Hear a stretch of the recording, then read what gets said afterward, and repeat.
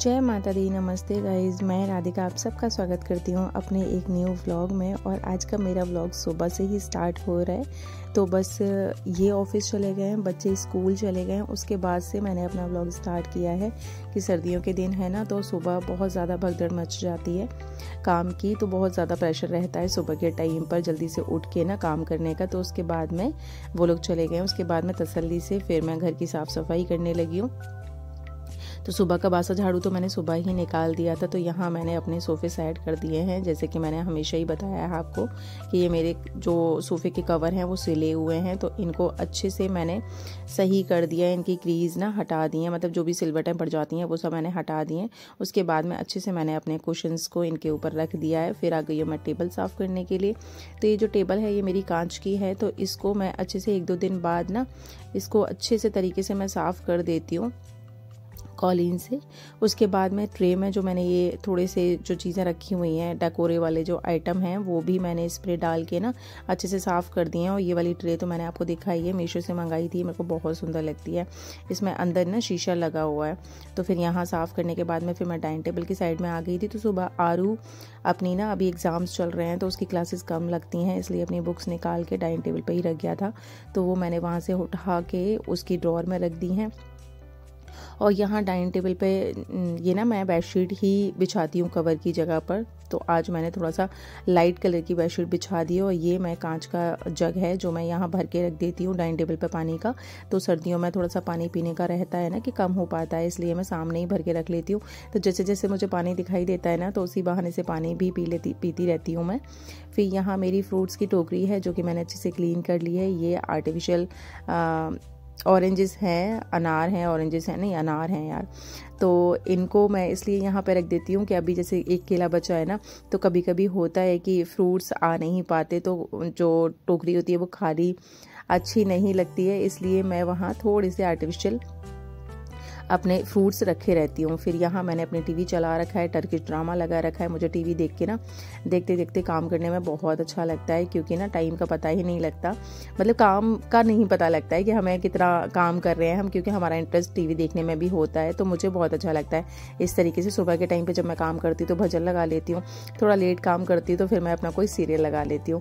तो यहाँ setup box के जैसे ना टीवी के नीचे सेटअप बॉक्स लगा रखा है, वहाँ तो छोटा सा एक प्लांट भी लगा रखा है। तो यहाँ पूरी मैंने अच्छे से डस्टिंग कर ली है। यही चीज़ होती है कि सुबह जब मैं करती हूँ ना, जब तक ये लोग नहीं जाते, तो सुबह 4 बजे 5 बजे उठ के मैं करती हूँ, तो इतने अच्छे से क्लीन नहीं कर पाती। फिर मुझे रहता है कि जल्दी से ना काम ख़त्म करके मुझे नहाने जाना है, फिर ब्रेकफास्ट बनाना है, इन लोगों का लंच की भी तैयारी करनी है। तो इसलिए मैं अभी सर्दियाँ हैं तो इसलिए मैं अभी बस बासा झाड़ू लगा देती हूँ। उसके बाद में फिर मैं अपनी साफ़ सफाई, ये लोग जब चले जाते हैं तो अपने आराम से तसल्ली से कर लेती हूँ। तो यहाँ आ गई हूँ मैं अपने बेडरूम में, और बेडरूम की बेडशीट अच्छे से मैंने कर दी है। और बेडरूम मतलब कि बेड की जो बेडशीट होती है ना, वही तरीके से ना साफ़ हो जाए ना, तो फिर पूरा रूम ही लगभग साफ़ दिखने लग जाता है।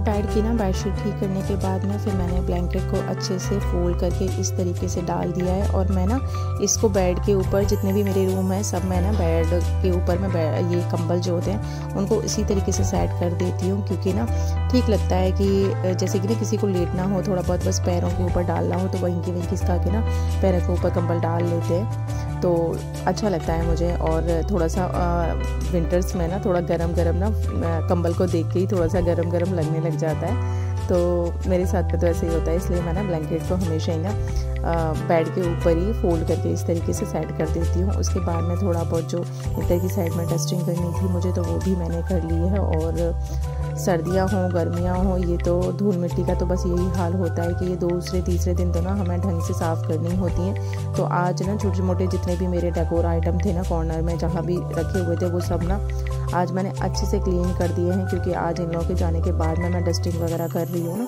तो तरीके से मैं थोड़ा सा टाइम ज़्यादा, आधा घंटा का ना टाइम ज़्यादा दे देती हूँ मैं, जिससे ना पूरा घर ना अच्छे से साफ़ सुथरा हो जाता है। और ये जो धूल मिट्टी होती है वो भी सब कुछ ना झड़ जाती है। ये सीढ़ियों वाली रेलिंग भी ना काफ़ी टाइम से मैंने साफ़ नहीं करी थी, मतलब काफ़ी टाइम से क्या 5-6 दिन तो लगभग हो ही गए। तो जो मेरे यहाँ रेंट पे जो रहती है ना, वो यहाँ झाड़ू पोछा, क्योंकि उन लोगों का ही उतरने चढ़ने का रहता है ना, तो वो ही झाड़ू पोछा यहाँ पर कर देती हैं। तो फिर मैं रेलिंग का थोड़ा सा आलस कर जाती हूँ, लेकिन आज मैंने वो अच्छे से साफ़ कर दिया। उसके बाद में फिर आ गई हूँ मैं किचन में, और किचन में आटा ख़त्म हो गया था, तो आटा ये थोड़ा सा पहले का बचा रखा हुआ था जो इकट्ठा हमने पिसवाया था, तो वो मैंने इसमें टंकी में भर के रख दिया है। और अभी किचन का ना प्लेटफॉर्म साफ़ नहीं कर रही हूँ मैं, क्योंकि ना हमारे यहाँ ग्रीन गैस आती है, तो सुबह के टाइम पे ना 1-2 घंटे के लिए वो डेली का ही रह गया है। पहले होता था कि महीने में 2 महीने में कभी कभी ना चली जाती थी, लेकिन अभी तो सुबह के टाइम पे ना चली ही जा रही है। ये 2 घंटे के लिए 3 घंटे के लिए रहती ही नहीं है। तो फिर दूसरा वाला सिलेंडर तो मैंने सिंक वाले एरिया में बिल्कुल ही परमानेंट ही मैंने वहाँ पे रख दिया है।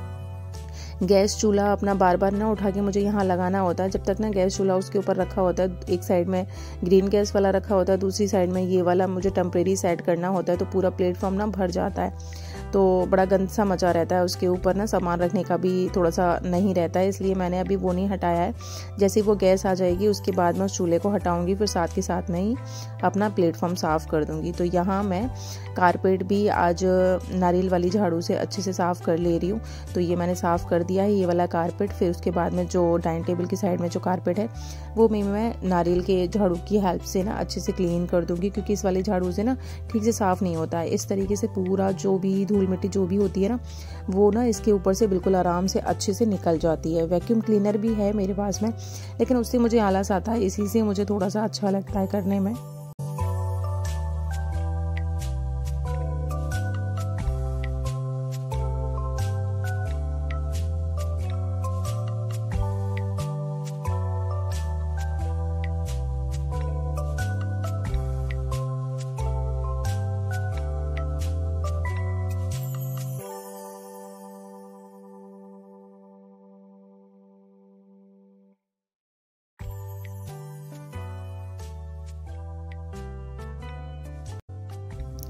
सीढ़ियों वाले एरिया का भी झाड़ू मैंने निकाल दिया है। उसके बाद में आ गई हूँ मैं बच्चों वाले रूम में, और ये भी सुबह जाते हैं ना यूनिफॉर्म पहन के अपने ऑफिस की, तो फिर ये भी अपने जो पहने हुए कपड़े होते हैं उनको भी ऐसे बेड पर डाल जाते हैं। किट्टू के पड़े हुए थे, तो बस इनको मैंने फोल्ड करके इनकी जो रैकें हैं उनमें लगा दिया है। उसके बाद में इनका बेड से ठीक कर दिया था मैंने।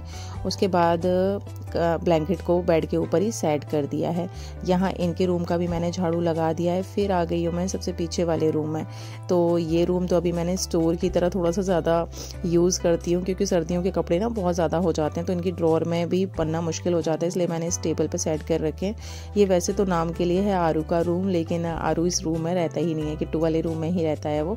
तो यहाँ ये रूम तो लगभग थोड़ा सा साफ़ ही पड़ा हुआ था, क्योंकि इसमें ना कम ही आते हैं हम लोग। आगे वाले 2 रूम हैं उन्हीं को थोड़ा सा ज़्यादा यूज़ करते हैं। तो इसकी भी बेडशीट मैंने ठीक कर दी है। ब्लैंकेट फोल्ड करके मैंने साइड से रख दिया है, क्योंकि इसमें ना हैवी वाला ब्लैंकेट नहीं है, लाइट वाला ही ब्लैंकेट है। तो यहाँ मैंने इनकी भी धूल मिट्टी अच्छे से साफ़ कर दी है। ये जो कॉर्नर था ये भी मैंने 1-2 दिन से साफ़ नहीं किया था, टेडीज़ वाला। तो यहाँ तक तो ना ये बिल्कुल पीछे की साइड में रूम पड़ जाता है ना, तो यहाँ धूल मिट्टी बहुत ही रेयर ही आ पाती है, क्योंकि यहाँ कोई भी जगह इस तरीके से है नहीं। लेकिन उसके बाद में भी 2-3 दिन बाद मैं अच्छे से इसको भी क्लीन कर देती हूँ। ये पूरा कॉर्नर साफ़ करने के बाद में मैंने टेडीज़ उसमें सेट कर दिए हैं। फिर इसमें लगा ले रही हूँ मैं जल्दी से झाड़ू।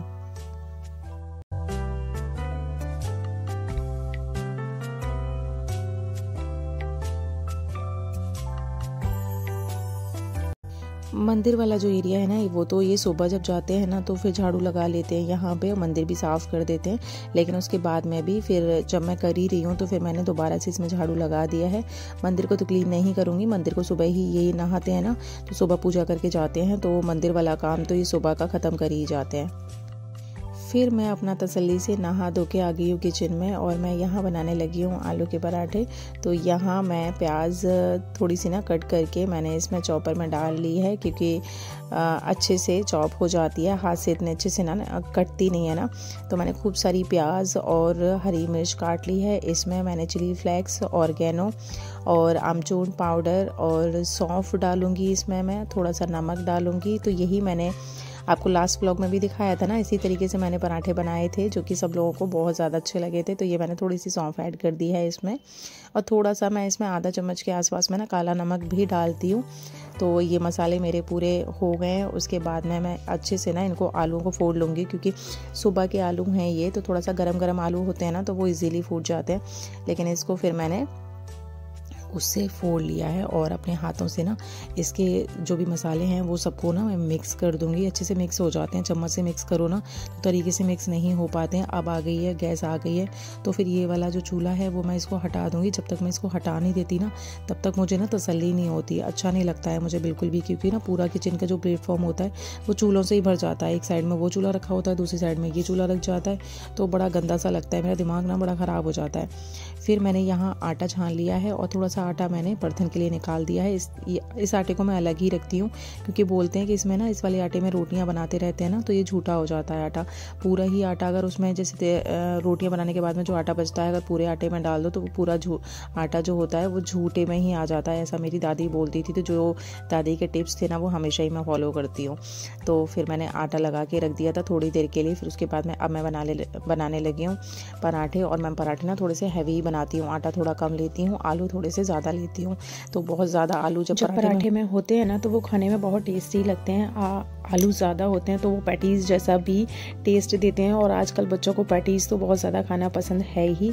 तो यहाँ मैंने पराठे बना के रेडी कर लिए हैं। उसके बाद में इनको मैं जब बच्चों को सर्व करती हूँ ना तो फिर पिज़्ज़ा कटर जो होता है तो उससे ये काट के 4 पीस में ना इस तरीके से खाते हैं। तो इनको पता भी नहीं लगता कि कितने काउंटिंग में कितने हमने पराठे खा लिए। नहीं तो बच्चों का रहता है कि 2 पराठे खाने हैं तो बस 2 पराठे जैसे दे दिए, पेट भरा है नहीं भरा है, लेकिन उससे पहले ही वो मना कर देते हैं। तो इस तरीके से मैं जब देती हूँ तो इनको पता भी नहीं लगता है। तो यहाँ मैंने जल्दी जल्दी ना पराठे बना के रेडी कर लिए हैं सारे।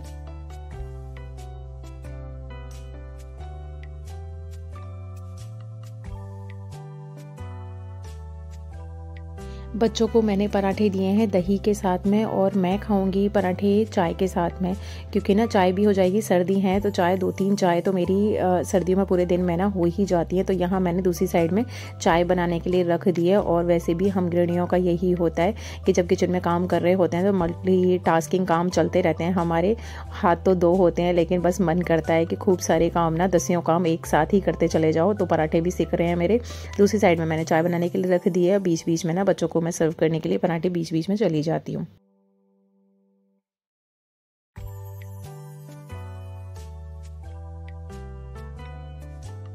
खाने का तो जी काम हो गया है मेरा ख़त्म, मतलब बच्चों ने भी खा पी के फ्री कर लिया अपना, मैंने भी पराठे खा लिए थे। उसके बाद में फिर मैं कुर्ती पहनी हुई थी ना एक्चुअली, तो मुझे लग रही थी ठंड, तो फिर मैंने अपनी कुर्ती चेंज करी है, स्वेटर पहन लिया है। उसके बाद में किचन पूरा साफ़ कर दिया है और जो भी बर्तन हैं वो भी क्लीन कर दिए हैं। और कल है किट्टू का बर्थडे, तो फिर बच्चों का ना मामा आया हुआ है, तो वो बच्चों को घुमाने के लिए अभी थोड़ी बहुत देर में लेकर जाने वाला है। तो मूवी की टिकट बुक करा रखी है उन लोगों ने, तो वो मूवी देखने के लिए चले जाएंगे। फिर ये लोग जब लौट कर आए थे तो फिर बाहर खा के नहीं आए थे, घर पर ही पैटीज़ वगैरह ना इस तरीके से लेकर आए थे, सैंडविच वगैरह सब कुछ ना खाने के लिए घर पर ही लेकर आए थे।